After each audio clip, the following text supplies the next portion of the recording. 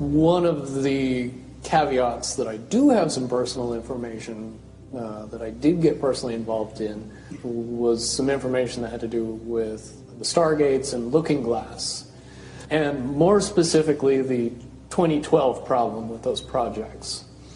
The popular opinion of what's out there right now is that the project was shut down because there was a problem when we approached 2012. I've heard it described a number of ways, but to my knowledge, the problem is that the timelines converge on that point in time. And when you know enough about the Stargate projects and the Looking Glass project to know how string theory works and how the possibility of possibilities works and how making one choice over here doesn't necessarily mean that the other choice couldn't exist at the same time. But once you get your brain wrapped around this subject, you find out that at the end of 2012, in an easy way to put it, the choices that we make become less and less consequential to the future. And eventually we're pushed into this bottleneck of time, no matter which choice we make. And that's important to the people that had access to Looking Glass because they would use Looking Glass knowing the choices that they would make and the future would pop up. The big mistake was coming up with the possibility of future.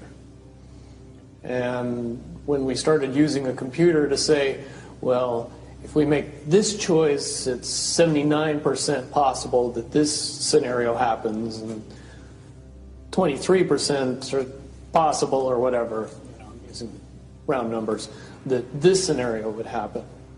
The understanding at the time was that was realistic. However, if you go down the road further and free will continues to exercise itself on this game, that 79% possibility sometimes changes very, very fast. But if you look at the situation in a point of time, it seems very realistic that that's the greatest possibility. What happened was people, very smart people, began to figure out that something big was coming up. Something that made it so all the possibilities of all the future scenarios of any choice, any possibility that was fed in and observed through the Looking Glass inherently ended up in the same future. And no decision, no possibility changed past a certain point. That's the big secret.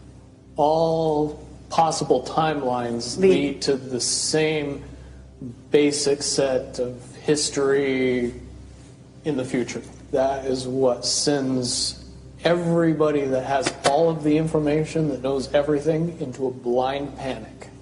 The people that know everything about Looking Glass, that have gotten all the reports and all the information, the elites of the world, probably figured out that that was the end of the game, and nothing could be manipulated beyond that point. When I was in the military, it would have been before '97 when I got in trouble. One of my particular areas that I was amazingly intuitive about is problem solving / mission planning, or more specifically, taking a bad mission and fixing it. Certainly knowing how string theory and possible futures works makes it so you can work your mind very quickly to see the reality of what's happening and decide what decisions need to be made to change it for a particular outcome. At a certain point, after they're done hearing the computer tell them this is what's going to happen over and over and over and over again, all they become focused on is how do we fix it? What I do know is that I was called in and asked to solve this problem, this timeline contraction problem. And I eventually did my due diligence and did all the investigating and basically only had one piece of information, and that was reinforcement. The computer's right. The timelines will contract down to some inevitable thing. There is an inevitable event. It's been forecast, it's been predicted, it's been fed to us in a slop trough of what they want us to believe will happen. They don't actually have control over what happens. They only have control over the reaction, and it seems that no matter what they try to do to cause their desired reaction, it's going to have an opposite effect.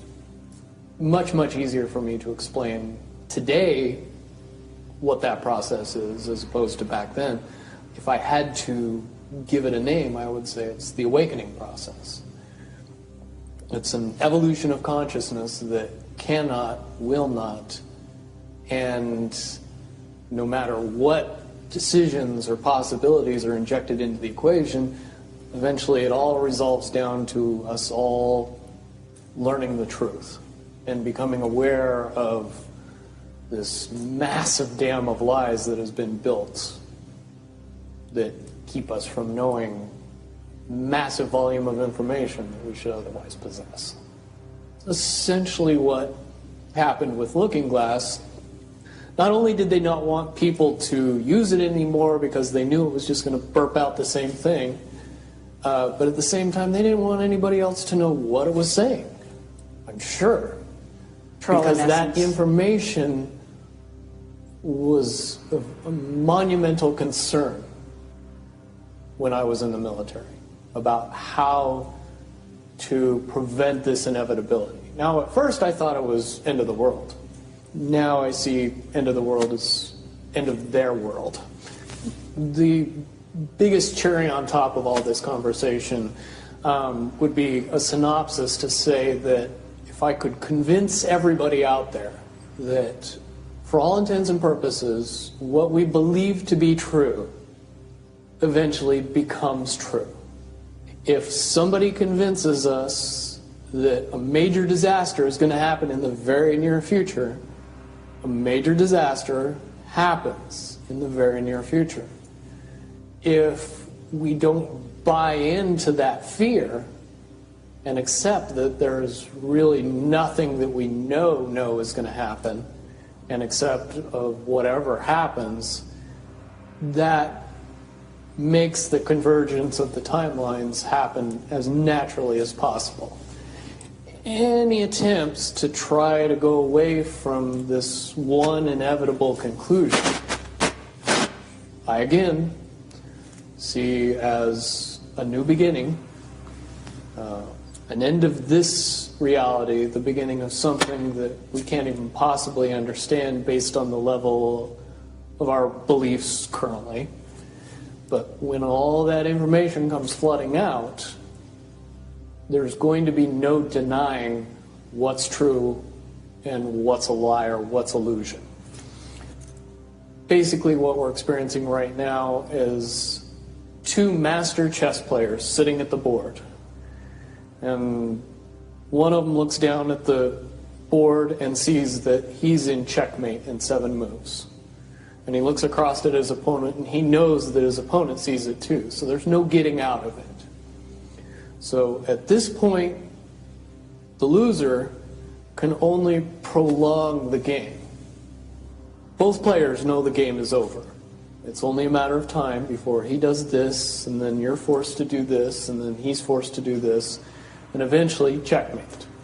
We, as a race, if we could understand that the game is over, that based on the rules of the game, the bad guys have already lost, the good guys have already won.